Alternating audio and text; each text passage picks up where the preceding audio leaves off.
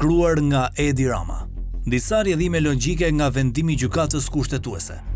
E para, ja që dhe njerë u provua se nuk i pas kam kapur unë të tëra pushtetet dhe kjo është një gjë saj qartë, aq e mirë apo jo?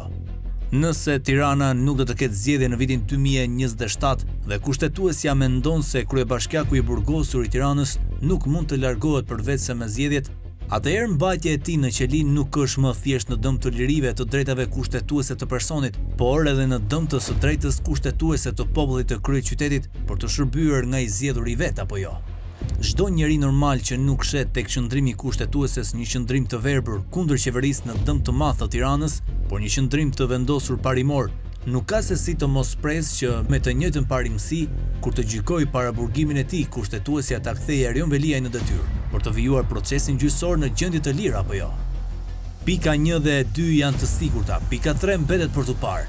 Ndërkohë le të urojmë që kushdo ka në dorë ta ndihmojmë në zgjedhjen e këtij ngërçi absurd, të kujtohet se kryeqyteti nuk mund të trajtohet si jetim për vite me radhë, ka shkruar kryeministri Edi Rama në një postim në platformën X.